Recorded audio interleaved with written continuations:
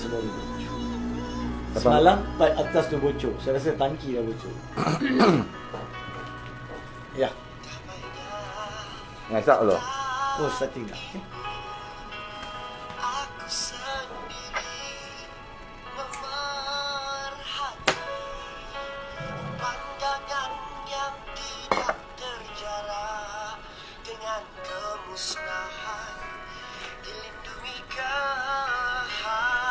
Kita start lepas dengan syak kot lah.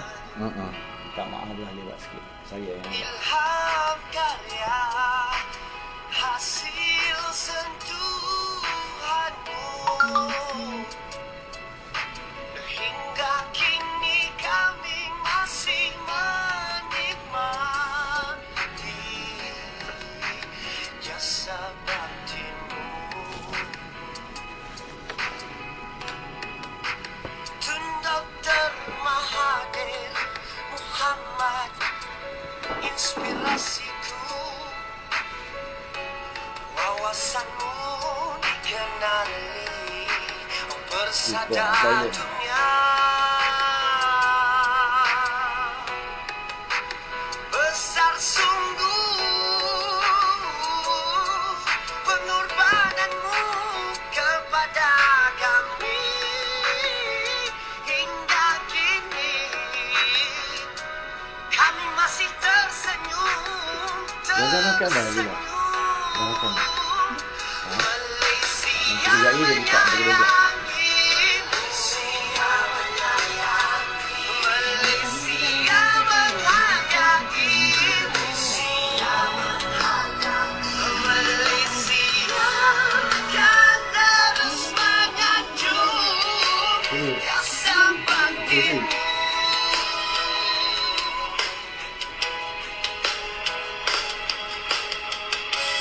Sedap lah lagu ni. Siapa yang ni? Basket. Oh, pasti biasa.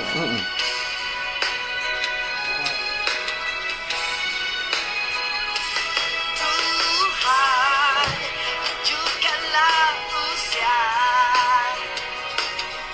insan yang berhati mulia.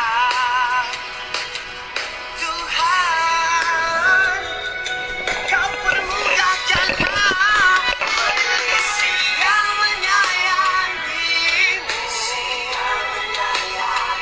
Malaysia menghargaimu. Malaysia kan terus menyanjung jasa baktimu.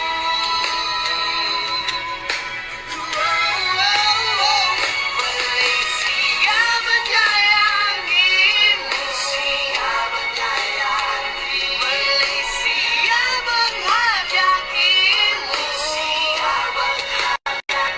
Malaysia kan terus menyanjung jasa baktimu.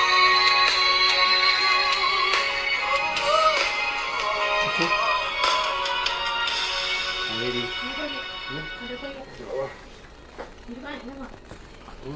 Bismillahirrahmanirrahim. Assalamualaikum warahmatullahi ta'ala wabarakatuh.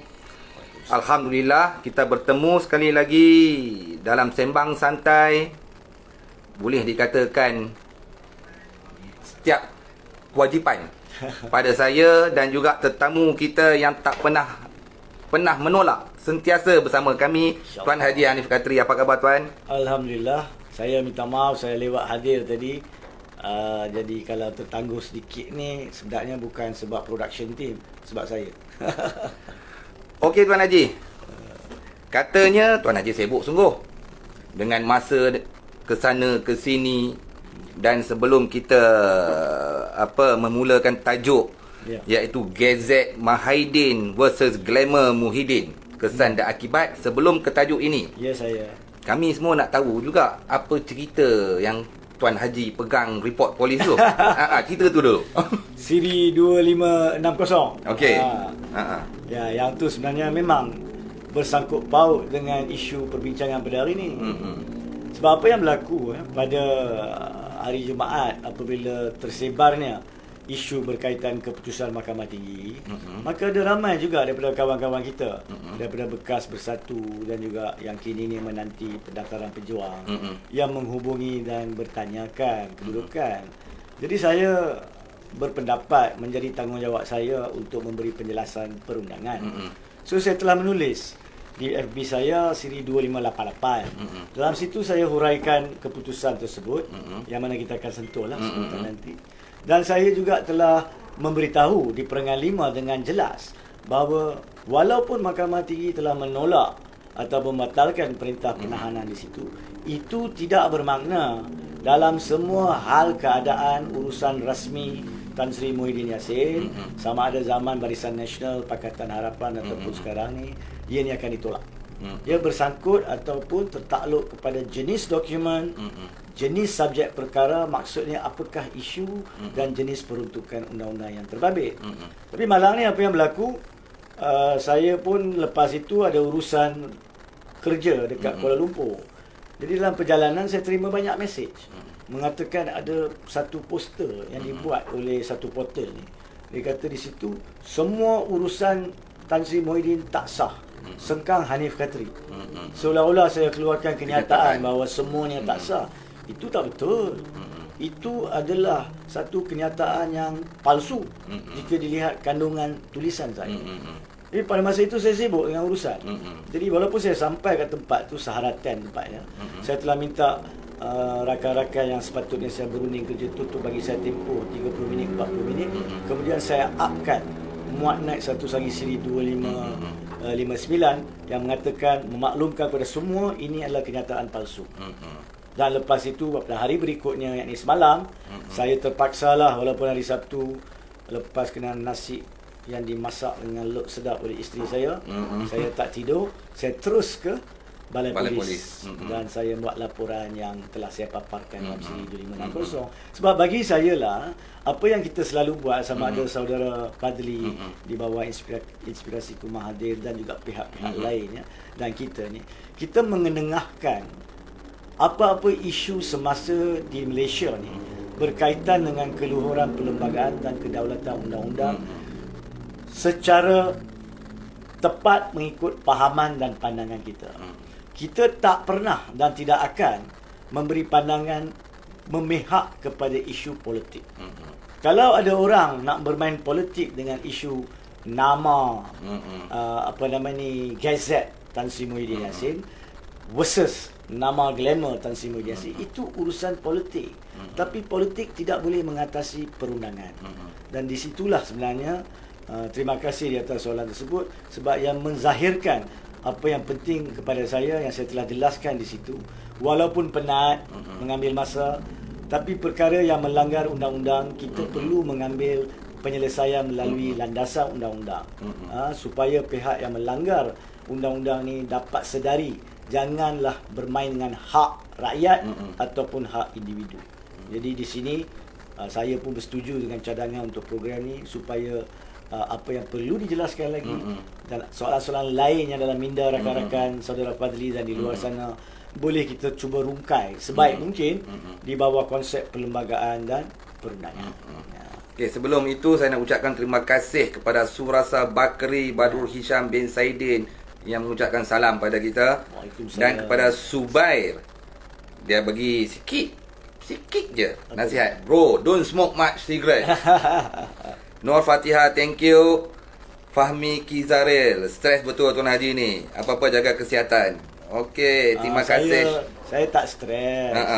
Dia lebih kepada passion. Passion, minat tu. Jadi bagi saya, jangan risaulah, tak stres. Saya terima semua ni sebagai suatu ujian dan satu cabaran untuk teruskan perjuangan. Dan juga daripada banyak-banyak ni, kepada Firdaus Faiza, ini komen baik. Berapa si tua kutu itu bayar korang? Wow. Oh, nak tahu jawapannya? Kita tahu apa soalannya. Kita dalam dipahamkan lah, orang-orang Melayu beradab, dipahamkan. Jadi kalau kita merujuk kepada mana-mana orang tua lah, kita tak kata si tua kutuk. Jadi kalau anda sebenar-benarnya orang Melayu yang berbangga dengan identiti Melayu lah, dan ingin memberi contoh kepada rakyat-rakyat Malaysia lain di luar dan orang-orang luar di dunia luar, maka beradablah sikit.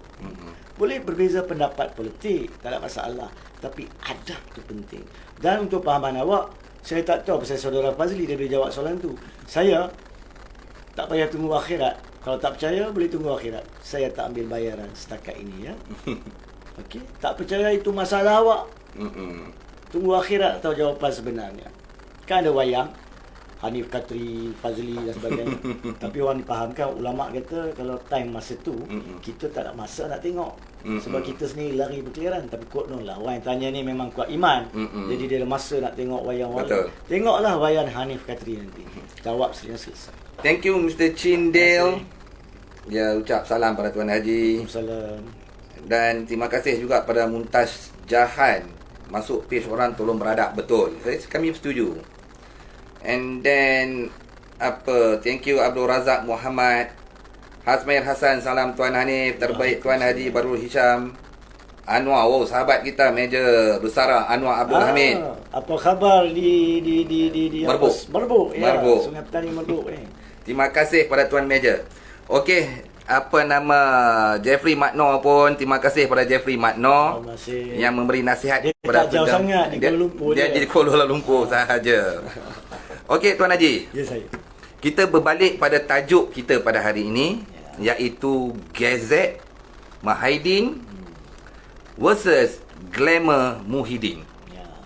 Sebelum kita pergi ke kesan dan akibat, apa yang Tuan Haji boleh fahamkan saya dan juga semua penonton dan juga followers Inspirasi Ku Mahathir tentang Gazette Mahidin versus Glamour Muhyiddin? Okey, baik. Pertama sekali lah, isu berkaitan dengan nama Gazette dan nama Glamour. Sebenarnya kita sentuh ni dari sudut urusan tadbir urus kerajaan. Yakni apabila mana-mana kerajaan dan mana-mana menteri ataupun penjawat awam dilantik, apakah maksudnya nama Gazette dan macam manakah dia memainkan peranan dalam tugasan dia. Jadi yang pertama sekali, untuk faham benda ni kena ada contoh.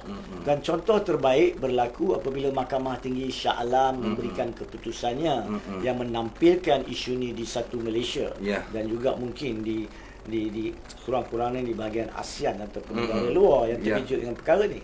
Baik, pokoknya dia macam ni tau. Mana-mana tugasannya rasmi perlu diberi kuasa melalui undang-undang. Maksudnya kalau hakim lah contoh. Hakim nak jatuh hukum di mahkamah lepas mendengar bicara, dia mesti dilindungi oleh kuasa bahawa dia mempunyai kuasa untuk menjatuhkan hukum. Sebab itulah nama hakim akan digazet. Dan mandangkan undang-undang ni macam kita ambil contoh hukuman lah. Bila nak hukum orang gantung kan, orang tu akan hilang nyawa. Jadi bila hakim tu mengambil nyawanya melalui proses, bukan hakim mengambil nyawa, tapi melaksanakan tugas yang akibatkan ambil nyawa, orang tu hilang nyawa tau. Hak di bawah perlembagaan. Nyawa cuma boleh diambil di bawah dalam Malaysia di bawah peruntukan undang-undang. Jadi orang yang melaksanakan tu mestilah yang betul-betul orang yang duduk sebagai hakim. Walaupun kita kenal dia sebagai Yang Arif Fazli contohnya, tapi kalau ejaan dalam Gazette tu FADLY atau bukannya FAZLY, maka orang tu walaupun kita kenal siapa, dari segi undang-undang tak mengiktiraf dia. Itu maksud dia. Undang-undang tak mengiktiraf dia. Bukan kita tak mengiktiraf dia. Jadi hakim tu nama yang betul, nama penjawat awam yang lain yang betul perlu digazetkan dengan betul. Ini bukan soal IC. Ini soal gazette. Of course lah, bila nak gazette pula kena berpandukan IC. Ya. Jadi di dalam sistem urus tadbir kerajaan, semua pihak, terutamanya menteri-menteri, menteri-menteri diberi kuasa di bawah pelbagai peruntukan undang-undang. Jadi menteri-menteri ni mereka akan digazet di bawah Akta Fungsi-Fungsi Menteri. Ada dicatat tadi 1969. Ya. Jadi apabila menteri dilantik, maka tanggungjawab pihak penjawat awam untuk register secara betul.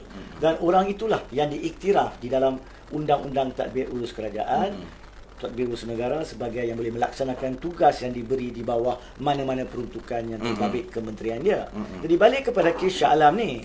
Kes ni melibatkan suatu peruntukan undang-undang iaitu Akta Dadah Berbahaya dalam kurungan langkah-langkah pencegahan khas 1985. Tepat sekali. Lepas ni boleh bagi apa namanya kata-kata semangat kepada penagih-penagih dadah. Baik, jadi di bawah akta tersebut, ini rakyat kena faham. Apa yang sebenarnya fungsi akta itu adalah kadang-kadang bila polis narkotik siasat, dia akan dapati cukup bukti yang dipercaya untuk mensabitkan orang di mahkamah. Jadi dia akan bawa kes tu ke mahkamah. Biar mahkamah bicara. Jadi di mahkamah orang tu ada hak untuk menampilkan pembelaan dia.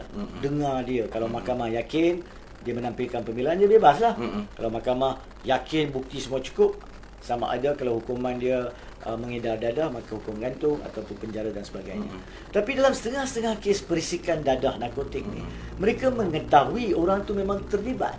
Tapi sebab rangkaian-rangkaian dia tu cukup panjang, cukup teratur, seperti tokan dan orang tengah dan sebagainya. Jadi bukti yang terus yang boleh sabitkan di mahkamah tak dapat.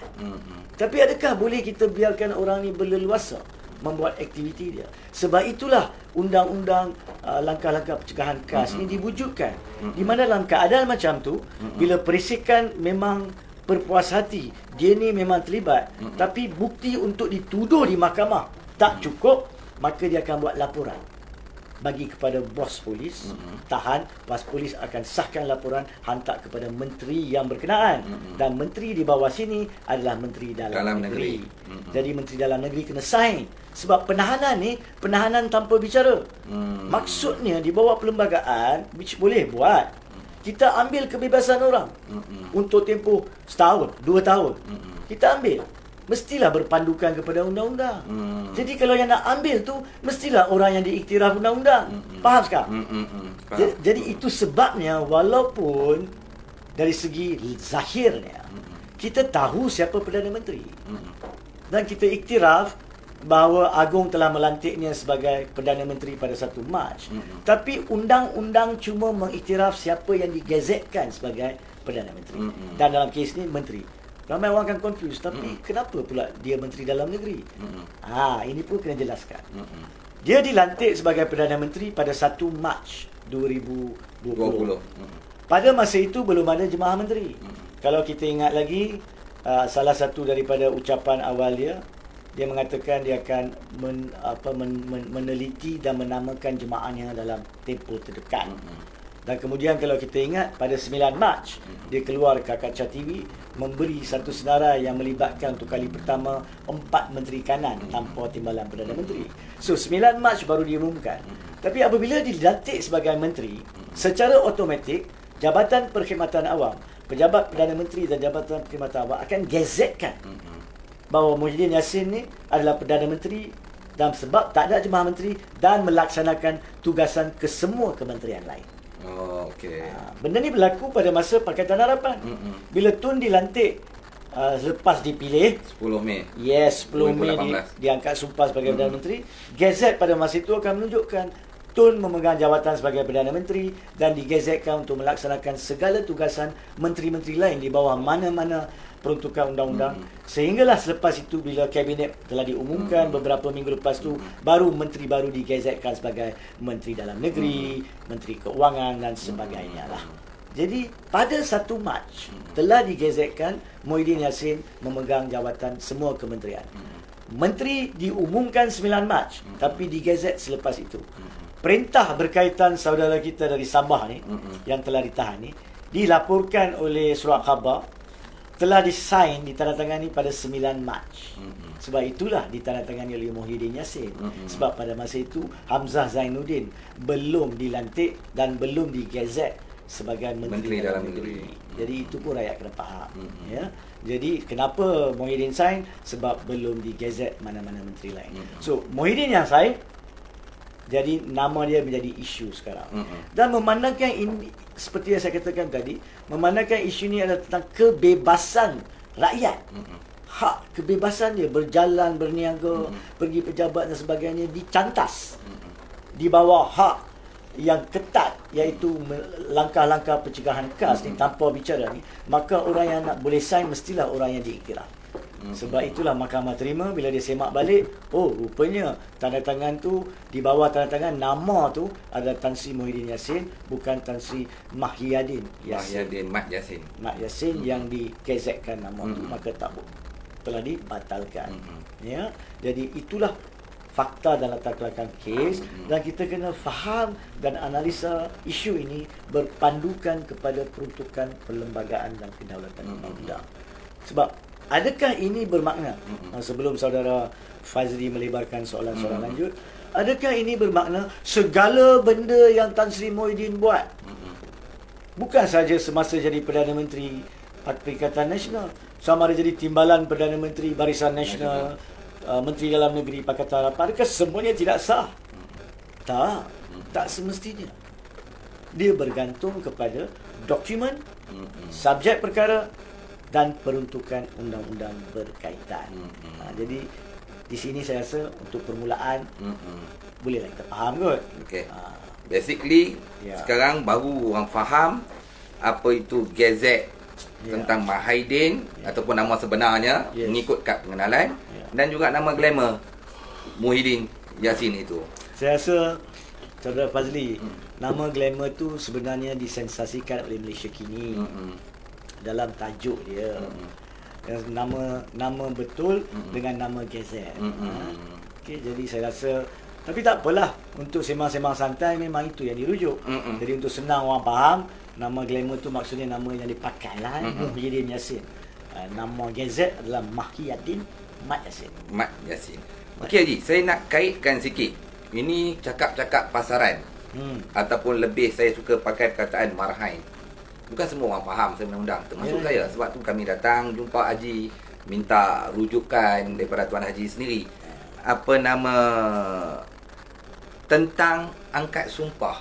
Ada diviralkan video-video angkat sumpah di mana Datuk Pengelola Istana mengumumkan memanggil mengadap Tan Sri Haji Mahyudin Yassin. Kemudian dalam sumpah ikrar tersebut pun, selepas wallahi wabillahi watallahi, okey, apa nama Muhyiddin Yassin pun menyebut nama beliau sebagai Muhyiddin Yassin. Baik. Nah, ini di marhain kurang jelas dan kurang faham, termasuk juga diri saya. Ada apa-apa implikasi tentang sumpah ikrar di depan ke bawah duli Yang Maha Mulia Seri Paduka Baginda Putra Agung itu? Baik, ada satu soalan yang cukup baik lah, sebab soalan ni relevan. Perkara ini berlaku, dan apa yang berlaku kita perlu analisa, dan apakah kesannya. Mula-mula sekali kan, rentetan peristiwa pelantikan Tan Sri Muhyiddin bukan bermula pada upacara angkat sumpah. Dia bermula apabila ke bawah duli Yang di-Pertuan Agong mengumumkan, ya, sehari sebelumnya, yakni pada hari Sabtu, tak silap saya, ataupun Sabtu lah, 24/28, yes, pada hari Jumaat, diumumkan bahawa Tan Sri Muhyiddin Yassin selepas dilalui prosesnya dilantik sebagai Perdana Menteri. Ada kenyataan istana dikeluarkan. Itu yang kena dilihat pertama sekali. Betul, kenyataan rasmi. Kenyataan rasmi istana. Saya akan datang kepada situ sebentar lagi. Yang keduanya, kemudian baru ada angkat sumpah. Tapi angkat sumpah ni pada 1 Mac. Dan sebenarnya tuan-tuan dan puan-puan di luar mungkin tak tahu, angkat sumpah ni bukan satu.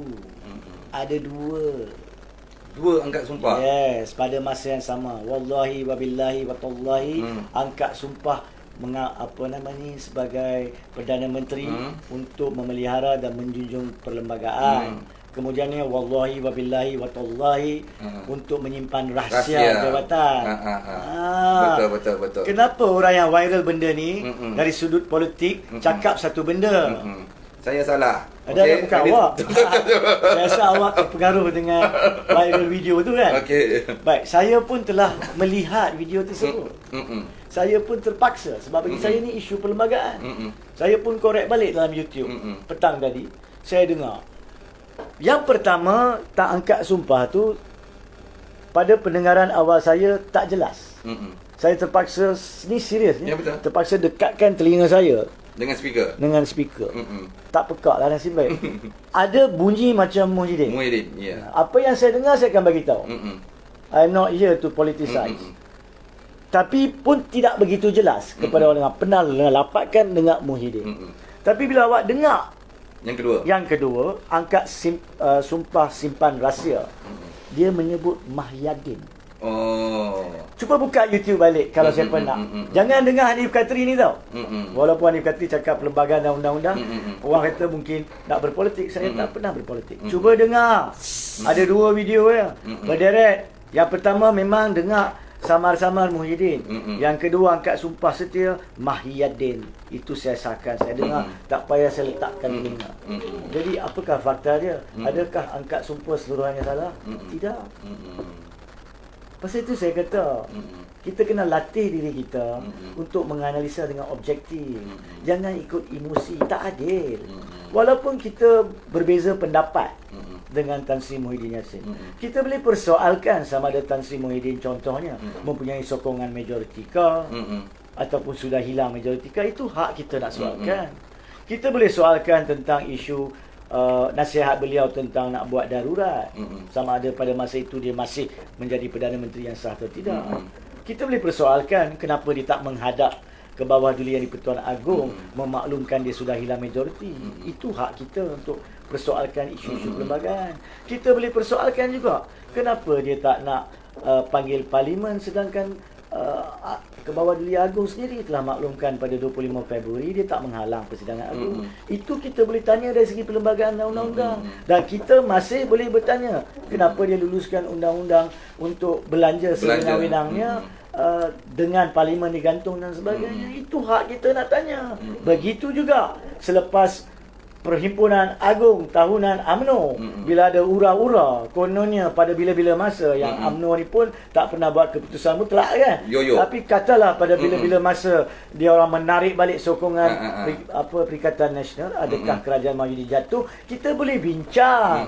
Itu hak kita. Itu bukan politik. Itu hak rakyat. Tak kisah di politik mana sekalipun untuk berbincang dan memberi komen serta pandangan jujur perlembagaan dan undang-undang. Tapi kalau fakta tu tak betul, bagi saya itu menjadi suatu tanggungjawab kita untuk berlandaskan kepada fakta. Jadi balik kepada persoalan tadi, dalam video satu tak jelas, mungkin sama-sama Muhyiddin, tapi satu lagi Very clear. jelas, Mahyadin. Dan untuk menjawab soalan ni, macam saya cakap tadi, kita berbalik kepada kenyataan istana. Sebab pengumuman yang nak umumkan pelantikan adalah Agong. Apakah Agong umumkan? Saya baca. 29 Februari 2020. Istana Negara hari ini telah menerima senarai pencalonan nama-nama bakal Perdana Menteri daripada ketua-ketua parti politik yang mempunyai wakil dalam Dewan Rakyat dan ahli Dewan Rakyat yang bebas. Perangan kedua, tak ada nombor lah tapi perangan kedua. Proses ini adalah lanjutan daripada titah ke bawah duli Yang Maha Mulia Seri Paduka Baginda yang di-Pertuan Agong Al-Sultan Abdullah Riayatuddin Al-Mustafa Billah Shah Ibni Almarhum Sultan Haji Ahmad Shah Al-Musta'in Billah, di mana ketua-ketua parti politik dan ahli Dewan Rakyat yang bebas diminta untuk mengemukakan pencalonan nama-nama ahli Dewan Rakyat sebagai bakal Perdana Menteri. Now di perangan ketiga, setelah mendapat representasi daripada semua ketua-ketua parti politik yang mewakili parti masing-masing serta ahli Dewan Rakyat yang bebas pada khemah Seri Paduka Baginda, ahli Dewan Rakyat yang mungkin mendapat kepercayaan majoriti ahli-ahli Dewan Rakyat ialah Yang Berhormat Tan Sri Mahyadin bin Mat Yassin dalam kurungan Muhyiddin, ahli Parlimen Paguh P143. So, jangan tuhmahkan fakta ya. Saya sebagai orang perlembagaan perundangan, pengamal undang-undang, saya tak suka bila orang nak mencemarkan fakta. Faktanya ke bawah duli yang di-Pertuan Agong jelas. Telah dalam pengumuman pelantikan mengatakan dia melantik Yang Berhormat Tan Sri Mahyadin bin Mat Yassin. Jadi Agong tidak pernah tersilap. Yang silap di sini berpandukan kepada kes adalah pegawai-pegawai yang sepatutnya membantu mengendalikan urus kerja menteri-menteri berkenaan. Jadi pegawai-pegawai yang menjaga fail di bawah Akta Undang-Undang Berbahaya Langkah-Langkah Pencegahan KAS ni, mesti ada pegawai dia dalam unit dia. Dia patut menentukan nama yang diturunkan di tangan adalah nama yang digazet. Memang malu, memang salah. Itu yang saya sebut dalam tulisan saya pun. Ini satu perkara yang memalukan. Bahawa pejabat menteri berkenaan tidak boleh menentukan nama yang betul wujud. Malu satu hal, mengakibatkan besar kemungkinan seorang suspek jenayah bebas. Dan mungkin ada yang lain bebas. Itu adalah suatu kealpaan pegawai-pegawai, dan diri Tan Sri Muhyiddin kena ambil tanggungjawab sebab mempunyai pegawai-pegawai seperti itu yang menyebabkan sistem urus tadbir jenayah Malaysia tergugat. Dan mungkin tergugat. Tapi itu tidak bermakna kesemua urusan Tan Sri Muhyiddin Yassin sebagai Perdana Menteri adalah tak sah. Ya? Jadi saya harap saya telah menyentuh. Tapi untuk menamatkan isu ni tentang pelantikan beliau, saya rasa di sinilah tanggungjawab Peguam Negara penting. Sebab penasihat undang-undang tertinggi negara kita di bawah perkara 145 adalah Peguam Negara. Dan isu yang dibangkitkan dan secara betul menggusarkan fikiran rakyat adalah, adakah Tan Sri Muhyiddin Yassin Perdana Menteri yang sah disebabkan nama gazet ni? Saya telah sentuh setakat mana yang kita boleh sentuh. Yang kita boleh sentuh. Betul. Daripada YouTube-nya, daripada kenyataan yang diedarkan negara. Tapi ini tanggung kita bukan Peguam Negara. Saudara Fadli bukannya Peguam Negara. Ini tanggungjawab Peguam Negara untuk pada hari Isnin. Ni saya sarankanlah supaya benda ni tidak menjadi suatu perkara yang disalah tafsir dan merunsingkan rakyat. Peguam Negara patut keluarkan kenyataan lengkap tentang kesahihan kedudukan Tan Sri Muhyiddin Yassin, dan jika pun ya, bagaimanakah cara untuk memperbetulkan dokumen-dokumen rasmi. Itu pun boleh dibuat. Dokumen-dokumen rasmi yang pernah ditandatangani oleh di atas nama Muhyiddin Yassin. Ada cara dia. Sebenarnya kalau tanya saya, ada dua cara dia. Secara nombor satu, sekarang ini kesemua kes-kes lain, ambil contoh kes yang langkah pencegahan, katalah ada lagi 5 orang 10 orang yang ditandatangani macam tu, maka sebenarnya boleh dibuat suatu perintah baru pembetulan. Boleh dibuat. Ya, boleh dibuat. Dan perkara itu boleh diterima oleh mahkamah. Yang keduanya, sebenarnya lah jawapan paling mudah, dan ni saya sarankan, bukan sebab saya nak nasihat kepada Tan Sri Muhyiddin secara percuma. Saya tidak berniat nak nasihat dia apa-apa pun. Tapi sebagai rakyat, saya bertanggungjawab memberi pandangan kepada seorang Perdana Menteri. Dan nasihat saya kepada Perdana Menteri Tan Sri Muhyiddin Yassin adalah, pergilah ke Jabatan Pendaftaran Negara, yang tak perlu pergi pun, pegawai dia boleh datang ke pejabat Perdana Menteri. Isi borang, letakkan di sana nama saya Mahyiddin Mat Yassin, nombor kad pengenalan sekian, memohon menambahkan nama di hujung ataupun di pangkal nama saya Muhyiddin Yassin. Itu saja kerja, dan itu boleh dibuat semasa Tan Sri Muhyiddin Yassin menjadi Menteri Dalam Negeri pada zaman Pakatan Harapan sekalipun. Itu adalah tanggungjawab Menteri Dalam Negeri.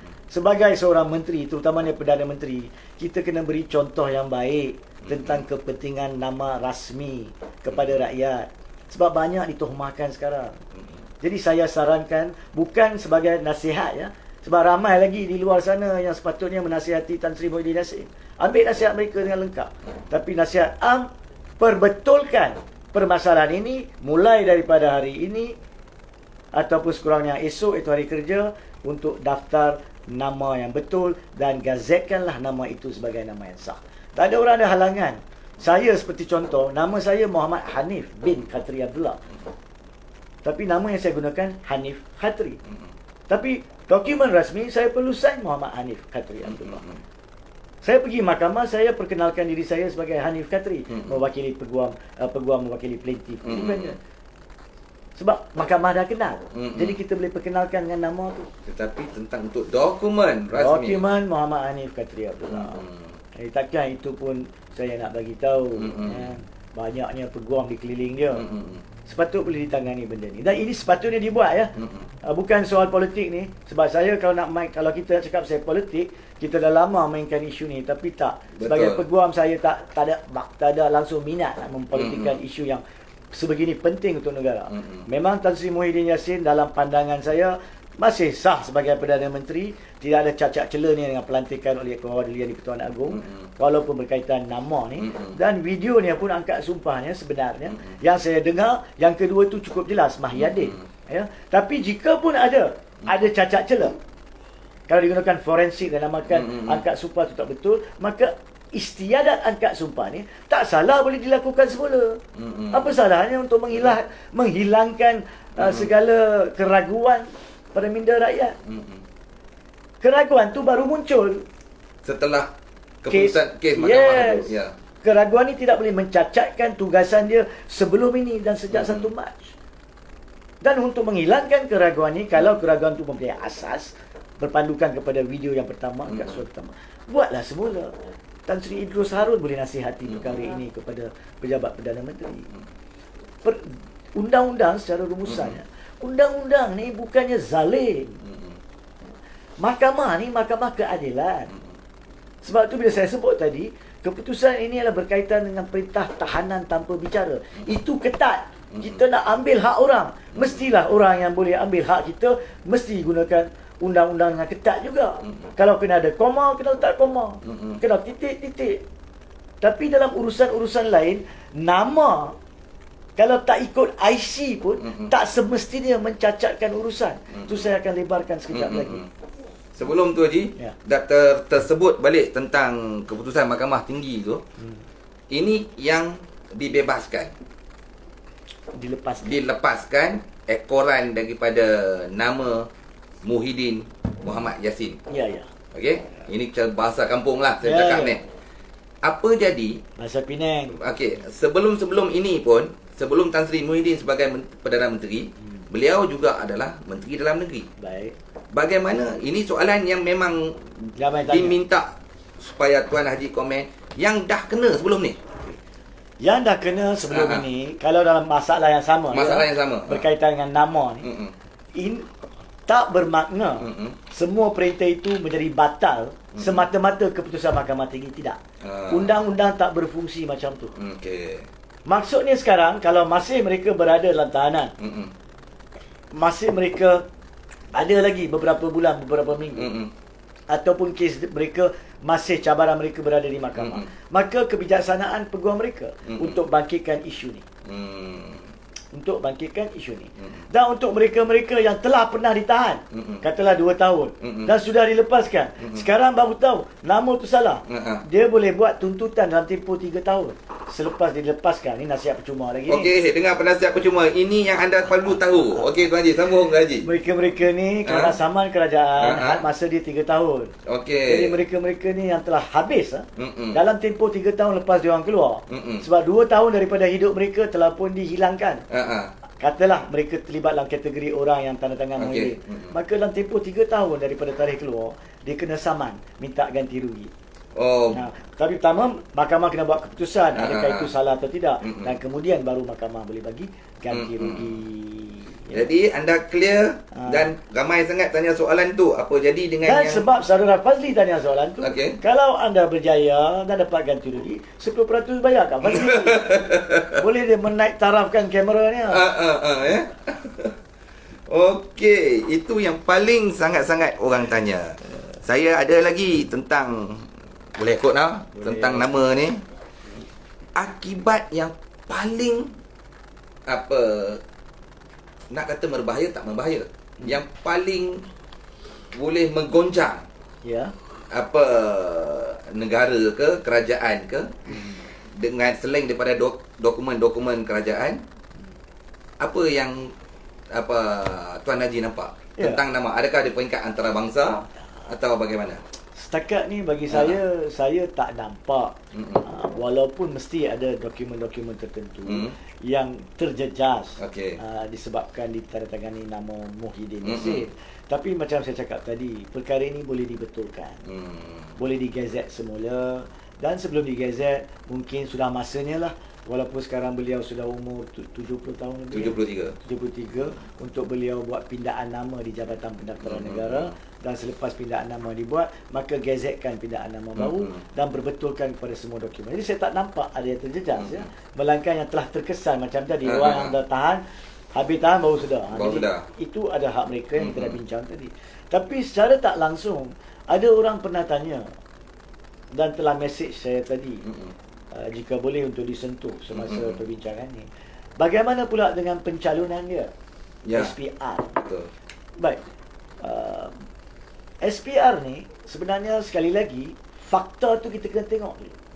Dan masa SPR ni saya boleh cakap dengan lebih jelas sebab pada masa itu seperti yang saudara Fazli dan yang lain tahu, kita pada masa itu bersama dalam, anda semua adalah bersatu. Saya pula sebagai penasihat undang-undang bersatu, walaupun bukan ahli bersatu. Dan pada masa itu sebagai ketua Biro Perundangan bersatu, kami telah pun mewujudkan kumpulan-kumpulan, unit-unit peguam berkaitan dengan pencalonan pada masa pengundian PRU 14. Dan kita telah tubuhkan satu juga untuk Johor. Dan isu tentang nama ni pernah berbangkit. Saya rasa perkara ini dibangkitkan dalam beberapa portal, tapi secara salah faktanya. Apa yang berlaku adalah borang pencalonan memang menggunakan nama IC, iaitu Mahyadin. Mak Yasin. Ya. Tapi di dalam undang-undang pilihan raya, dia ada banyak undang-undang kecil dia. Borang pencalonan memanglah kena ikut IC. Tapi apabila telah diterima pencalonan, maka dalam borang tu pun ditanya, untuk tujuan undi nanti, nama apakah yang nak diletak pada kertas undi? Oh, okey. Itu hak calon untuk kata, walaupun nama saya Mahyadin, tapi sebab saya dah kenalkan diri saya dengan nama glamour Muhyiddin, dan semua pilihan raya sebelum ni saya kata Muhyiddin, letak Muhyiddin. So, dia orang akan letak. Contohlah dalam tahun 70-an, 80-an ramai cikgu yang masuk pilihan raya. Ada juga kertas undi Cikgu Man. Mana dalam IC dia ada Cikgu Man? Sebab ada peruntukan pilihan raya yang mengatakan nama mestilah nama sah. Daftar dulu. Tapi calon diberi peluang memilih namanya. Betul-betul. Saya pun ada balik pada PRU 13 kalau tak silap di Terengganu. Baik. Wanita tertua yang masuk bertanding tu. Baik. Dia pun guna nama Singkatan dia. Nama glamour dia nama lah. Glamour Nama dia. kampung dia. Ya. Jadi ramai yang ungkit cerita tu sebab ada satu laporan Astro Awani saya percaya 29 April di mana tajuknya mengatakan dan inti dia mengatakan Tan Sri Muhyiddin menuntut SPR menggunakan nama Muhyiddin bukan Mahyadin. Iyalah. Memanglah dituntut. Sebab ura-ura pada masa itu kononnya SPR tak nak bagi dia pilih nama Muhyiddin dia, nak guna Mahyadin dalam borang pencalonan. So tengok fakta dengan betul. Saya cukup pantang bila orang nak politikkan isu dengan palsu, fakta yang palsu. Jadi erti katanya, sebelum tu nak tamatkan, dalam isu tersebut hari berikutnya SPR keluarkan kenyataan memberi penjelasan yang sama seperti mana yang saya katakan, iaitu kami telah mendaftarkan nama pencalon mengikut IC. Itu wajib. Kalau tak ikut IC kita akan tolak. Tapi dalam kertas undi kita berhak, calon berhak mencadangkan nama yang dia selesa sebab kita nak suruh orang undi. Betul. Orang kenal kita sebagai Pak Haji. Takkan tak ada Haji depan nama kita, PIC tak ada Haji. Jadi contohnya lah, kalau kita nak orang undi, kita nak orang tahu nama kita. So SPR pengurusi pada masa itu telah menyatakan dengan jelas. Tetapi satu benda yang penting, memang kalau kita semak keputusan PRU akan menunjukkan Mahyadin. Sebab keputusan yang digazet mestilah gazet nama IC. Itu betul. Jadi bagi saya isu SPR ni tidak menjadi isu dari sudut apa yang berlaku pada PRU 14. Dan memang itu berpandukan kepada undang-undang pilihan raya pun, walaupun kertas undi Muhyiddin bukan Mahyadin. Dan pernah juga ada ura-ura satu pilihan raya terdahulu, nama tol pun hampir terbatas sebab ada orang yang cuba nak gononnya sabotage nama dia pada pilihan raya sebelum ni lah. Sebelum ni. PRU 14. PRU 14. Kalau ada yang sabotage, saya perlu bertanggungjawab. Sebab Tuan Haji sebagai biro. Bukan saja itu. Saya telah terbang ke Langkawi secara khusus untuk menguruskan borang pencalonan Tun. Jadi kalau pada hari itu, hari Sabtu. Jadi tuan-tuan dengar ya. Kalau pada hari Orang Sabtu, penting ni. Saya tak. Saya tak penting. Pada hari Sabtu tu katalah apa nama ni, pusat pencalonan mengumumkan nama Tun ditolak kerana isu teknikal, maka saya yang Bertanggungjawab. dan sebenarnya lepas diterima, saya kembali ke bilik hotel dan saya sujud syukur tak masukkan saya dalam aib tersebut. Kononnya borang ditolak disebabkan. Jadi pada PRU14 tidak ada isu nama Tun. Tapi saya difahamkan sebelum daripada itu pernah ada yang cuba sabotaj. Betul, tapi di telah Kubang Pasu. dapat dikenal pasti di Kubang Pasu dalam pada pagi pencalonan dan borang baru telah diisi. Jadi tapi itu adalah berkaitan dengan nama. Dalam borang pencalonan. Tapi dalam kertas undi terpulang lah. terpulang. Kalau Tun nak pakai cek dek pun boleh lah. Kalau dibenarkan oleh SPR lah. Oh, okey. Bergantung kita minta, SPR benarkan. Kita boleh minta. Saya rasa Tun, Presiden Tun Mahathir. Mahathir Muhammad. So, ini isu tentang SPR. Jadi kepada bukan kata pada Perdana Menteri sahaja nasihat ini yang apa yang diberikan oleh Tuan Haji sepatut diguna pakai oleh semua pemimpin-pemimpin, tak kira lah pemimpin kerajaan, pembangkang, penjawat awam, semua pastikan menggunakan nama yang di gazette. Yes, dan nama gazette dia akan ikut nama IC. Jadi kalau kita misal katalah kita rasa kita selesa dengan nama lain, nama apa Hero Penang Fazli contoh. Kalau kita boleh buat permohonan ke Jabatan Pendaftaran Negara, buka nama Hero Penang Elias Fadli bin apa kan. Tapi tertakluklah Jabatan Pendaftaran Negara nak terima tak nama Hero di depan kan. Jadi kita kena lalui proses pendaftaran semula. Dan kemudian kita boleh tukar IC ikut nama yang baru, iaitu nama baru ni boleh secara sendiri ataupun boleh secara alias. Di belakang tu bukan Muhammad Alias lah, Elias nama tu. Dan kemudianlah nama tu yang perlu digazetkan. Jadi itu prosesnya. Okey Ji, saya nak kaitkan sikit daripada akta langkah pencegahan khas tadi tu dengan akta, lagi satu akta yang penting. Akta fungsi-fungsi menteri yang tadi Tuan Haji ada sebut. Ya. Okey, akta fungsi menteri 1969. Apakah akta tu Tuan Haji? Sebenarnya khusus untuk apa tu? Secara ringkaslah, akta ni menetapkan apakah fungsi-fungsi dan tugas-tugas mana-mana kementerian. Dan dia juga meletakkan proses sebagaimana yang perlu diambil untuk menggazetkan ataupun menamakan menteri mana mengikut cara macam mana. Jadi ada borang-borang gazet dia, ada borang-borang yang perlu diisi untuk menggazetkan seorang menteri memegang jabatan pada setiap masa. Sekarang ni mungkin Hamzah Zainuddin, tapi siapa yang was-was nama dia bolehlah pergi semak. Lepas tu kalau Hamzah Zainuddin ni buang atau diletak jabatan, maka menteri baru tu perlu pula digazet nama dia dan sebagainya. Jadi akta fungsi menteri-menteri ni adalah khusus untuk menentukan sesiapa yang dilantik sebagai menteri dan sebagainya.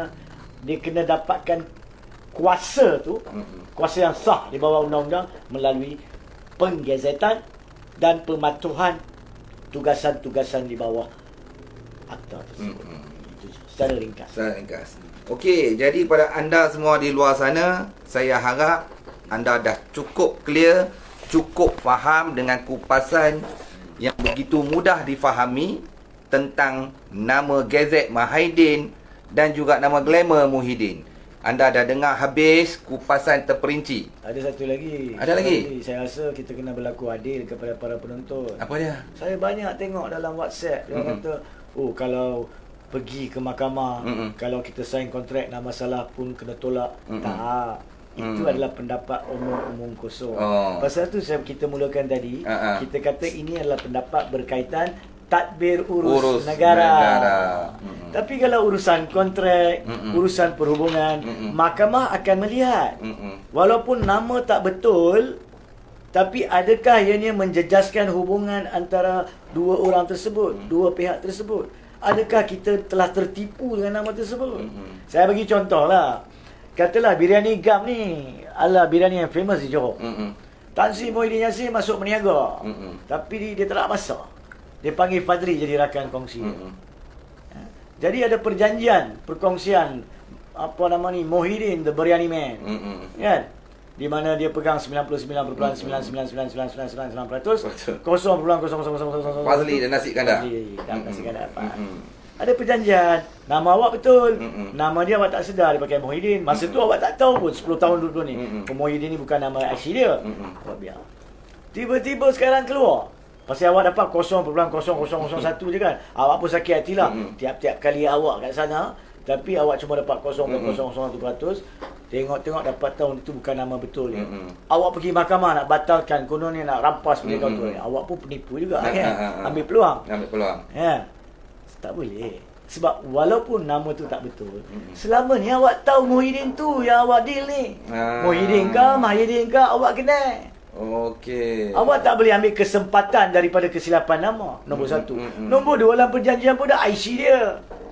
Dan urusan dengan awak tak tertakluk kepada akta fungsi-fungsi menteri yang kena gezek. Kena gezek. Jadi tolonglah orang ya. Orang di luar ni saya minta tolong. Isu undang-undang ni bukan satu masalah, terus satu planet digunakan. Bergantung kepada dokumen, subjek perkara dan peruntukan undang-undang. Jadi kalau misal kata awak ada perniagaan Tan Sri Muhyiddin, ada kan, dan tiba-tiba sekarang awak nak gunakan kesempatan nama dia Mahyadin, sorry Fadli, awak nak saya jadi peguam pun saya takkan ambil kes tu. Sebab awak takkan menang. Sebab awak tahu pada setiap masa tersebut Muhyiddin tu adalah Mahyadin.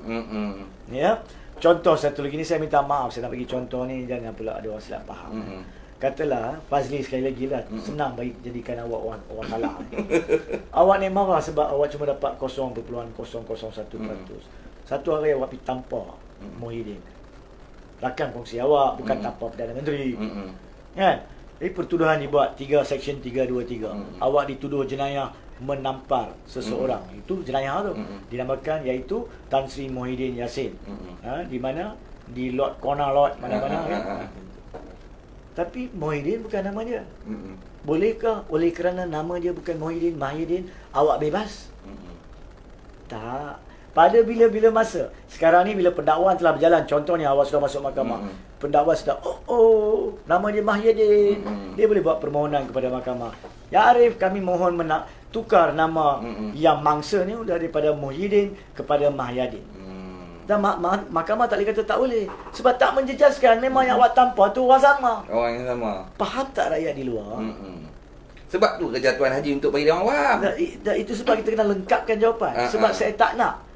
Saya dah cukup naik fed up bila saya baca WhatsApp yang campurkan isu nama gazet dan nama glamour dengan politik itu satu. Itu memang saya benci. Tapi yang saya fed up sebab mereka gunakan perkara yang sama untuk cuba mengatakan dalam kes pinjaman pun tak boleh, pinjaman tak ada. Mahkamah akan tengok faktanya.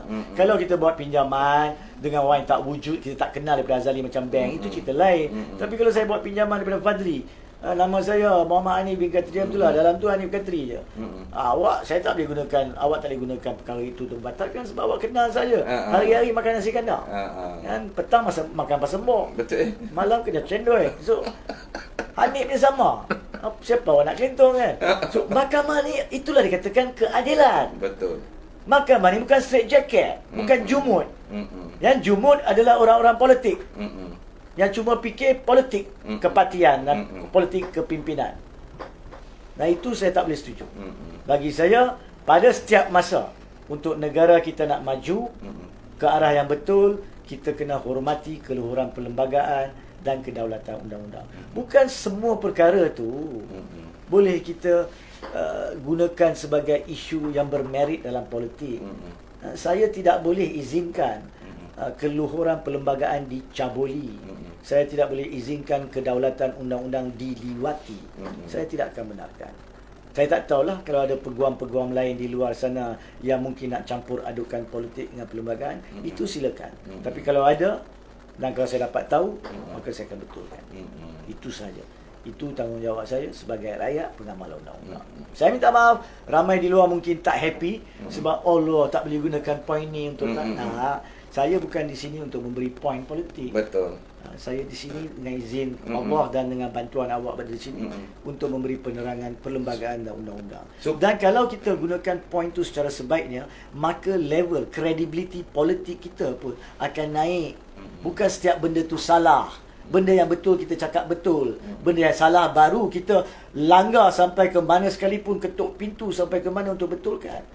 Tak semestinya dia pembangkang kita ataupun dia orang enemy kita dalam politik lain, maka segala benda tu kita kata salah. Tak boleh. Itu tak matang. Itu tak bertamadun. Saya minta maaf. Itu nasihat yang cukup terbaik. Terima kasih. Matang dan tidak bertamadun. Itulah kebanyakan yang kita lihat dalam senario politik sekarang ini. Pemimpin-pemimpin, ahli-ahli parlimen yang tidak matang. Ahli parlimen ni kata orang ni bodoh. Ahli parlimen ni kata orang ni bangang. Dalam satu parti, Bunyi macam pernah dengar. Saya tak sebut nama tapi anda semua tahu. Sebut je. Siapa? Syahidan Kasim dengan apa nama ni? Tajuddin Abdul Rahman. Tajuddin Pasir Salak yang menyalak. Pasal salah. Baik-baik. Ini kualiti pemimpin-pemimpin. Ya, dia orang pemimpin sebagai ahli yang berhormat. Yang sometimes rakyat melihat mereka sebagai pelawak. Belum cerita lagi yang pemimpin-pemimpin yang ada sekarang ini. Tapi apa pun, kepada anda semua, terima kasih kepada anda semua kerana saya mengharap anda semua faham, clear tentang nama Mahaidin versus Muhyiddin ini. Tuan Haji dah kupas habis detail dan saya pun cukup berpuas hati kerana dapat memuaskan hati anda yang bertanya soalan-soalan tentang isu nama ini. Okey, kita tutup cerita tu. Pasal dah ada peluang kat sini. Nak lari tajuk sikit, jangan marah saya. Bukan nak cerita politik, tapi nak minta komen pasal parti politik yang bernama UMNO. Baik. Okey, UMNO ni cuma ada satu dalam dunia. Baik. Parti politik ni. Konon-kononnya parti tertua. Salah satu parti tertua. UMNO ni United Malay National Organisation ke Organisation. United Mamak National Organisation? Okey, dia boleh ataupun jadi dua-dua sekali. dua-dua sekali. Okey. Baru Parti Melayu guna nama Inggeris Lepas itu perjuangkan hak Melayu. UMNO macam mana kita dah tahu setahun yang lepas, selepas Tan Sri Muhyiddin mengangkat sumpah jawatan, Ya, saya rasa kapal kerajaan Tan Sri Muhyiddin ni pun tenteram 3 bulan je kot. Baik. Selepas pada itu bulan 8, bulan 9, ombak demi ombak daripada parti yang bernama UMNO. Pemimpin-pemimpin serang menyerang, kritik mengkritik, tomah menomah. Dengan keadaan sekarang, okey, berbalik pada keadaan sekarang, kita berada di bawah darurat. Baik. Dan juga jawapan yang kita dapat, kenyataan yang kita dapat daripada Perhimpunan Agung UMNO yang lepas, Ya. mereka akan menarik sokongan daripada Kerajaan Perikatan Nasional yang mereka sendiri pun tumpang sekarang ni, kapal itu. Mereka nak tarik. Katalah benda tu berlaku. Penarikan sokongan itu dilakukan oleh N Block UMNO dan juga MCA, Barisan Nasional lah. Ya, ya. Apa akan jadi pada kerajaan sekarang ini di waktu darurat ni? Adakah ada efek? Ada secara perlembagaan dan perundangannya ada. Kenapa saya cakap macam tu? Sebab pernah kita sentuh dalam beberapa forum lain. Tapi untuk menjawab soalan ni, secara ringkas yang relevan saya sentuh untuk menjawab. Di bawah darurat, kuasa mutlak eksekutif, iaitu kuasa tadbir urus negara lah, senang cakap kan, adalah kuasa agung. Tetapi apa yang berlaku dalam darurat ini ni, mulai 11 Januari ni, adalah kerajaan Muhyiddin Yassin yang meminta darurat. Dia meletakkan kuasa tadbir urus negara semasa darurat yang tak semestinya dengan kerajaan, dia letak pada diri dia. Itu yang berlaku. Mana saya kata macam tu? Buka balik Ordinan nombor 1 Darurat 2021 bertarikh 11 Januari. Cuba buka Seksyen 11. Seksyen 11 mengatakan kuasa eksekutif semasa darurat terletak pada kerajaan yang terwujud sebelum 11 Januari. So siapa kerajaan sebelum 11 Januari? Perikatan Nasional. Siapa Perdana Menteri? Muhyiddin Yassin. Jadi dia letak kuasa eksekutif semasa darurat yang sepatutnya dipegang oleh Agung dan Agung tentukan, dia letak bawah diri dia. Dan Agung diminta buat dikri. Nampak tak? Jadi dia meletakkan diri dia dalam kuasa. Sebenarnya dalam darurat tak semestinya kerajaan yang berfungsi. Macam dalam tahun 1969. Yes. Walaupun saya masih berumur 2 tahun, masa tu tak ada pampers, saya lari dalam lamping kot. Awak tak wujud lagi. Tak wujud lagi. Tak wujud lagi. Jadi walaupun kita boleh baca ni, Ya. sejarah boleh ditengok, undang-undang boleh dikupas, ya. pada masa itu kerajaan yang menang pilihan raya tidak menubuhkan kerajaan. Antara lain untuk memberi ke bawah Duli Yang di-Tuan Agong dalam darurat mengambil nasihat untuk dia tadbir urus daripada lembaga penasihat yang dipanggil Majlis Gerakan Nasional Mageran. Ya. Jadi di tahun ini sepatutnya lah kalau satu kerajaan tu rasa darurat tu perlu, maka dia patut berjiwa besar. Sepatutnya dia patut serahkan balik kuasa tadbir urus semasa darurat kepada Agong, biar Agong tentukan. Kalau Agong nak salah seorang daripada kerajaan, contohnya Perdana Menteri dalam majlis tersebut, saya panggil itu sebagai jawatan kuasa penasihat diraja darurat. Saya nak bezakan dengan Mageran. Tapi perkaranya sama. Asas perlembagaannya sama. Jadi kalau dia nak ambil Muhyiddin contohnya, bolehlah ambil Muhyiddin. Kalau dia nak ambil Hamzah Zainuddin walaupun satu Malaysia terkejut, dia boleh ambil. Kalau dia nak ambil Azmin Ali, satu dunia terkejut, dia boleh ambil. Tapi itu untuk Agong tentukan. Tapi sekarang pilihan itu tak diberi kepada Agong. Mereka sendiri tentukan di bawah Seksyen 11. Kami yang akan pegang kuasa eksekutif. Itu yang menjadi punca kepada aduan ramai pihak bahawa darurat ni disalahgunakan oleh kerajaan. Itu sebabnya. Kalau darurat ni diletakkan di bawah Agong yang diberi nasihat oleh jawatan kuasa penasihat, orang tak boleh nak mengadu kata kerajaan memihak kepada mereka. Ya. Dan kita lihat kemudian daripada itu, balik kepada soalan biasa, saya jawab soalan itu. Jadi kalau misal katalah sokongan kerajaan ini tarik balik, maka dari segi perkara 434 yang masih lagi perlu dilihat hari ke hari, mereka dah hilang sokongan. Sudah hilang kesokongan. Jadi walaupun dia letak kuasa di tangan kerajaan sebelum 11 Januari dan dia hilang sokongan pada 5 hari bulan April ni pun, maka Agong boleh panggil dia. Itu cerita lain. Seksyen 11 wujud pada masa itu sebab masa-masa itu awak kerajaan. Saya Agong, saya yang istiadat darurat. Dan sekarang UMNO dah keluar. Awak bukan kerajaan. Takkan awak yang bukan kerajaan, yang tidak pernah dipilih, yang saya lantik dulu, itu nombor satu.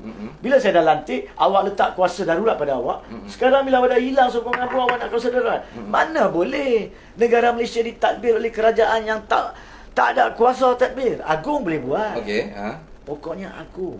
Jadi ke bawah Duli Yang di-Tuan, pasal itulah pada program Jom Channel yang lalu dan dalam video saya sendiri pada 31 Mac, saya merayu kepada ke bawah Duli Yang di-Tuan Agong, yang mana saya ulangi pada hari ini. Agong patut mohon ampun, tapi ke bawah Duli tuanku mempunyai kuasa mutlak. Bukan saja kalau Tan Sri Muhyiddin Yassin dan kerajaannya hilang sokongan en blok UMNO, bukan saja itu. Kalau ke bawah Duli Yang di-Tuan Agong sebenar-benarnya yakin dan tahu bahawa urus tadbir kerajaan sekarang ni disalahgunakan di bawah darurat untuk kepentingan kerajaan, maka yang ke bawah Duli Yang di-Tuan Agong di bawah perkara 150 mempunyai kuasa mutlak untuk membatalkan Seksyen 11 Ordinan nombor 1 tu. Ambil balik kuasa eksekutif dan lantik suatu jawatan kuasa penasihat diraja semasa darurat. Ke bawah Duli tuanku boleh lantik sesiapa yang ke bawah Duli tuanku percayai boleh bantu memberi nasihat kepada baginda tuanku supaya ke bawah Duli tuanku tak nampak turun ke arena politik. Jadi lantiklah mereka yang sebenar-benarnya berpengalaman lama dalam bidang ini, dihormati masyarakat. Mereka yang diterima sebagai negarawan-negarawan yang tidak mempunyai kepentingan politik lagi, supaya mereka membantu memberi nasihat kepada ke bawah Duli Yang di-Tuan Agong, dan kemudian tuanku boleh keluarkan dikri yang mana berlaku melalui ordinan, dan dikri itu akan dilaksanakan oleh semua kementerian melalui ketua setiausaha dan penjawat-penjawat awam masing-masing. Negara masih berfungsi. In fact, negara berfungsi dengan cara terbaik pada masa itu. Jadi bukan soal UMNO tarik balik en blok. Kalau ditarik balik, lagi jelas kena dilakukan. Tapi kalau UMNO tak tarik balik sekalipun, saya merayu dengan takzim, merapat sembah. Inilah caranya untuk ke bawah Duli tuanku meyakinkan rakyat bahawa kerajaan tuanku tidak akan menyalahgunakan kuasa yang telah dengan jujur dan ikhlas diberi oleh ke bawah Duli tuanku supaya mereka mentadbir dia. yang tidak dilakukan. Ampun tuanku, daulat tuanku. So itu jawapan saya. Terima kasih Tuan Haji. Very clear. Saya ada satu lagi perkara saya nak sentuh. Oh. Nah ini bagi saya cukup penting. Sentuh dulu. Saya minta Sebelum maaf saya pick kalau lagi. ada masa lagi. Masa kita banyak. Untuk Tuan Haji, masa kita banyak. Pasal ramai di luar sana pun nak dengar kupasan demi kupasan. Karena pihak lain tak buat pun macam tu. Jadi Tuan Haji yang rajin untuk memberi pandangan, memberi kupasan. Okey, Tuan Haji, sambung Tuan Haji. Bagi saya lah, kalau kita jujur kepada diri kita, cuba kita untuk 10 minit, 5 minit akan datang, keluarkan fahaman politik masing-masing. Tak kisahlah kita ni pemimpin politik ke, orang kerja di parti-parti politik mahupun akar-akar undi, ataupun terutamanya rakyat biasa. Keluarkan politik, keluarkan sentimen politik, mendengar 5 minit yang akan datang. Kita berada dalam kemelut sekarang ni sejak sekurang-kurangnya setahun yang lalu, semata-mata satu sebab utama. Sebabnya kita sebagai rakyat dan mereka yang memegang kuasa politik membiarkan politik mencabuli perlembagaan dan undang-undang. Cuba fikir, apabila rakyat telah memilih suatu kerajaan melalui PRU 14, semangat perlembagaan adalah hak rakyat yang ada 5 tahun sekali ni akan dihormati oleh semua pihak. Ya, kita tahu wakil rakyat kadang-kadang tak puas hati dengan parti masing-masing, boleh membuat keputusan keluar parti, tapi tak sampai ke tahap menghancurkan kerajaan. Bila you menghancurkan kerajaan, you melanggar semangat perlembagaan, keluhuran perlembagaan, melanggar mandat rakyat. Itu berlaku pada 23 Februari. Pada masa itu, keluhuran perlembagaan yang terakhir yang dilakukan di negara kita adalah pada 24 Februari. Perdana Menteri ke-7 pada masa itu tahu perlembagaan. Dia dah hilang kuasa politik. Dia dah hilang sokongan majoriti. Dia melaksanakan tanggungjawab terakhir perlembagaan. Dia meletakkan jawatan, menghadap ke bawah diri tuanku, meletakkan jawatan. Ramai yang tertanya-tanya. Ramai yang buat tuhmahan. Kalau Tun tak letak jawatan, kita tak ada masalah. Betul. Tapi itu adalah kenyataan politik. Kenyataan politik yang tak menghormati perlembagaan. Awak nak letakkan politik di atas pada perlembagaan. Tak boleh. Tun buat apa yang wajib dibuat di bawah perlembagaan. Masalah politik selepas itu patut diselesaikan melalui perlembagaan. Tapi apa yang dibuat? Orang yang telah dipilih menjadi rakyat, dipilih menjadi wakil rakyat untuk buat kerajaan, mencari alasan dangkal. Saya tak boleh kerja dengan DAP. Mereka minoriti, tapi mereka menguasai majoriti. Jadi buat apa? Jadi saya lari. Saya buat kerajaan lain. Itukah perlembagaan? Sebagai seorang pemimpin, awak sepatutnya boleh dan wajib selesaikan masalah kerajaan secara dalaman. Kalau betul sekalipun tak boleh kerja dengan DAP, kalau pun ya, selesai secara dalaman. Bukan lompat jatuhkan kerajaan, kemudian cari pula yang kalah ni, yang memang dah mengakui mereka dah tahu mereka kalah sebab mereka gagal bersihkan parti mereka. Kita dengar banyak kenyataan UMNO.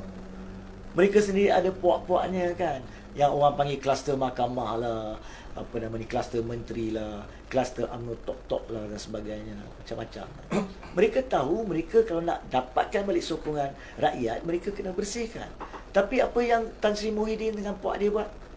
Dalam melanggar perlembagaan secara lanjut, dia bagi keyakinan kepada orang yang kalah perlembagaan untuk tidak pedulikan perlembagaan. Kalah pun tak apa, dapat lagi kuasa. Macam mana UMNO nak bersihkan diri mereka pada masa itu? Bila orang yang menang, bawa dia orang masuk. Tak ke Tan Sri Muhyiddin dan para pemimpin lain nampak itu melanggar semangat perlembagaan? Tak, dia tak nampak. Sebab apa? Sebab dia pentingkan kuasa politik lebih daripada perlembagaan.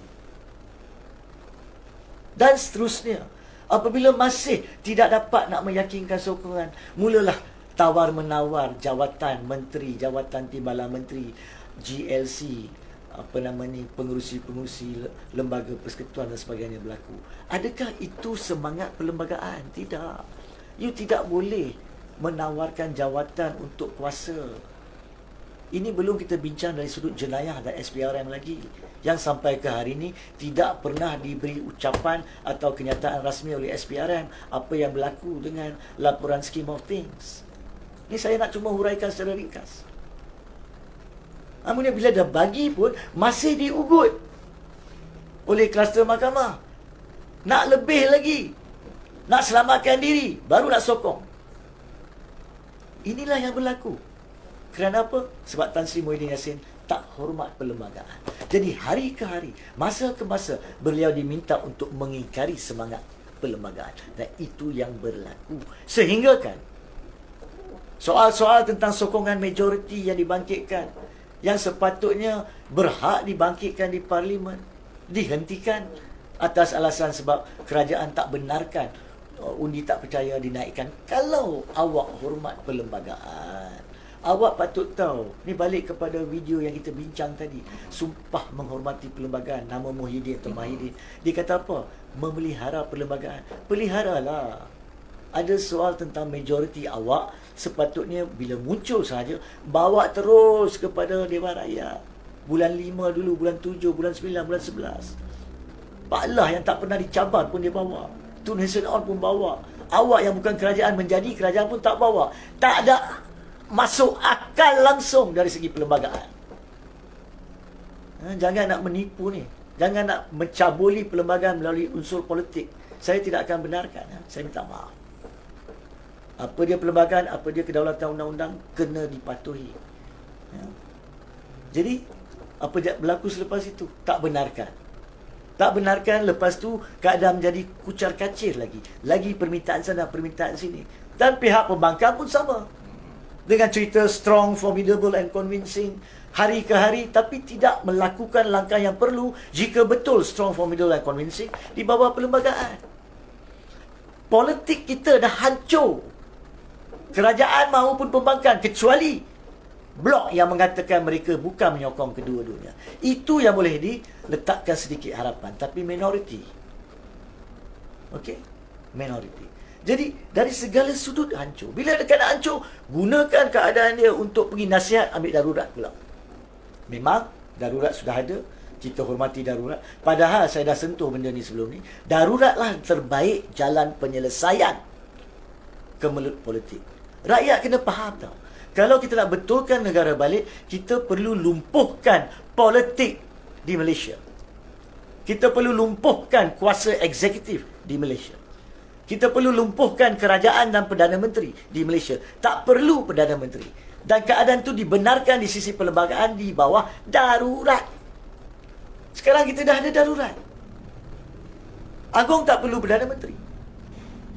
Agong tak perlu kerajaan. Rakyat kena faham. Sama ada parti pembangkang kena faham. Oh, ini peluang untuk kita jadi kerajaan. No. Ini keadaan haram untuk sesiapa saja jadi kerajaan. Selagi penyakit politik Malaysia tidak diperbaiki melalui undang-undang yang wajib. Undang-undang anti lompat parti. Memang perlukan pindaan perlembagaan. Boleh dipanggil parlimen pada masa itu untuk tujuan itu. Dan gubal undang-undang anti lompat parti. Yang keduanya, untuk wujudkan akta political funding. Selagi political funding tak selesai, mana-mana kerajaan akan masuk kerajaan, akan cuba cari jalan, dana-dana dalam projek kerajaan, duit rakyat untuk masuk parti. Siapa yang rugi? Rakyat yang rugi. Jadi kalau kita lumpuhkan kerajaan sekarang ni, dan kita paksa adakan akta untuk political funding ni, atau dana politik yang sah ni, maka kita selesaikan satu lagi masalah sebelum PRU akan datang. Yang ketiganya, ramai kita tahu masalah yang kita hadapi, parti-parti politik pembangkang yang selalu hadapi. Apa dia? Sebab parti politik terletak di bawah RUS. RUS terletak di bawah Menteri Dalam Negeri, Kementerian Dalam Negeri.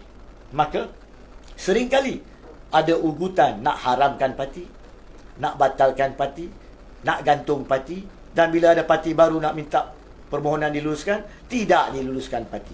Tanyalah pihak pejuang, tanyalah pihak muda. So macam mana jalan penyelesaiannya? Kita boleh buat undang-undang. Tadbir urus parti keluar daripada ROS.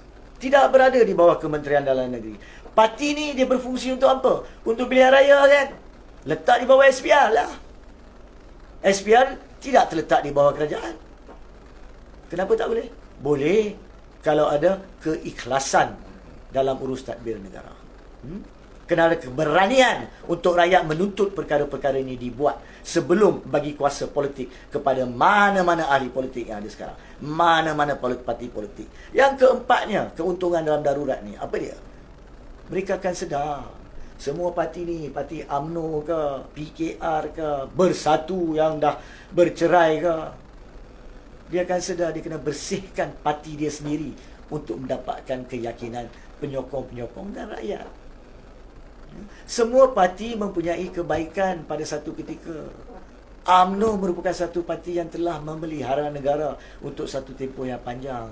Tapi para pemimpinnya menghancurkan nama baik. Pihak-pihak para pemimpin tertentu menghancurkan nama baik UMNO.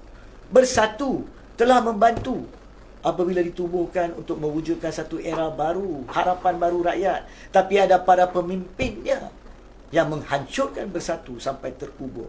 Walaupun wujud sekarang, ianya semua lompang, kosong.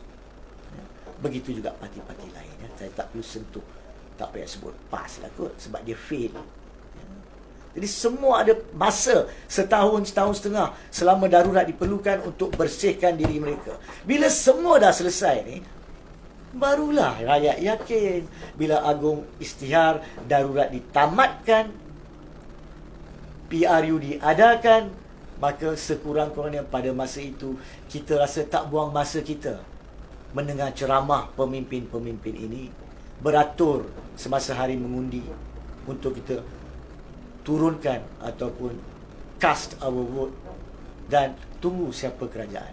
Kalau kerajaan itu adalah kerajaan kita pilih, alhamdulillah. Kalau bukan kerajaan kita pilih, kita tunggu apakah projek-projek, idea-idea pembangunan-pembangunan dilakukan. Kalau kita tak setuju, semestinya wakil rakyat kita akan bangkitkan dengan cara terhormat pada ketika itu. Jadi bagi saya lah, Kebawah Duli Yang di-Pertuan Agong berhak dan wajib teruskan darurat. Tapi dengan syarat mengambil alih kuasa daripada kerajaan, letakkan kepada Jabatan Kuasa Penasihat Diraja, dan dengan syarat kedua, keempat-empat cadangan ni, sekurang-kurangnya 4 ni, ada banyak lagi yang boleh saya berunding secara terus kalau Kebawah Duli Yang di-Pertuan Agong hendak. Boleh dilakukan dalam masa itu, perlu dilakukan. Dan kemudian baru tamatkan darurat dan adakan PRU. Kalau diadakan pada bila-bila masa sekarang ni, satu soalan saya nak tanya semua di luar. Siapa nak gabung dengan parti mana? Lawan dengan gabungan parti mana? Awak tahu ke? Mereka sendiri tak tahu. PAS kata dengan Bersatu, Bersatu kata dengan UMNO pun nak, UMNO kata nak dengan PAS. Itu belah sini. Belah sini PKR kata dia nak dengan Amanah, dengan DAP. Tapi ada juga dia kata nak dengan UMNO. Sampai ke bila ni? Kita ni apa? Budak tadika? Kenapa rakyat biarkan mereka dilayan sebagai budak tadika? Kenapa rakyat tak bagi tahu terus ke depan para pemimpin? Dan saya katakan pada hari ini, jangan perbaikan kami. Kami perlu dan sekiranya lah cadangan untuk melanjutkan darurat bagi tujuan pembersihan politik tidak dilakukan, saya syorkan rakyat boykot PRU. Boykot PRU. Dan parti politik cuba hentikanlah sandiwara nak adakan pemilihan dan PRU untuk negara dan sebagainya, sebab kebaikan negara terletak di tahap ini untuk melumpuhkan politik. Itulah jawapannya. Anda semua yang bermain politik perlu dilumpuhkan sekarang ini demi kesejahteraan rakyat. Wabillahi taufiq wal hidayah. Wassalamualaikum warahmatullahi wabarakatuh. Itu saja. Kalau terlebih cakap, terkurang cakap, saya minta maaf, tapi saya perlu bercakap. Sudah lama dah perkara ini tidak ditangani dengan baik, yang benar dan tepat daripada Allah Subhanahu Wa Taala. Yang kilaf dan pincang semestinya ke Maha Esa. Terima kasih. Terima kasih kepada tuan-tuan semua. Nasihat, cadangan, kupasan yang cukup clear. Kenapa saya dan kami suka datang mengganggu Tuan Haji Hanif? kalau untuk nak dapatkan pandangan dan kupasan. Kerana kupasan beliau mudah untuk saya faham dan anda juga mudah faham. Jadi, pada tuan-tuan, jangan jemu-jemu bersama kami. Sentiasa bersama kami dan insya-Allah Tuan Haji pun kena berjanji dengan saya. Kalau saya call, kena luangkan masa untuk kami. Kalau tak saya dilumpuhkan. Ya.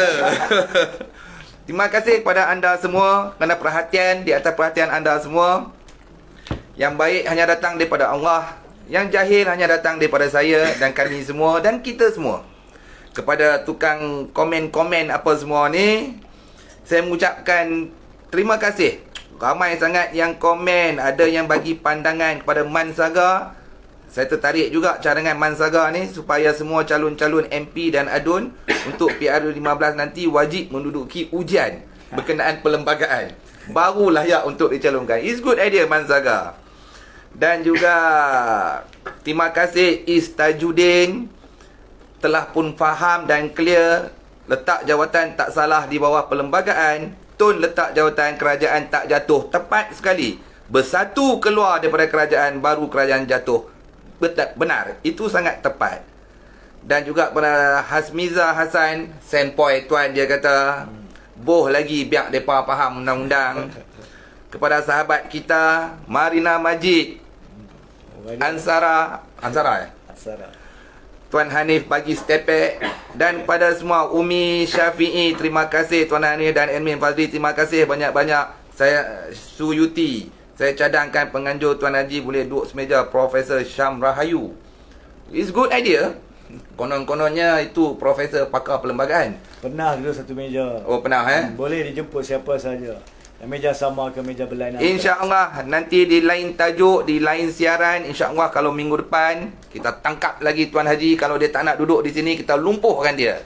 Okey? Terima kasih banyak-banyak. Saya sudahi dengan wabillahi taufiq wa hidayah. Wassalamualaikum warahmatullahi taala wabarakatuh.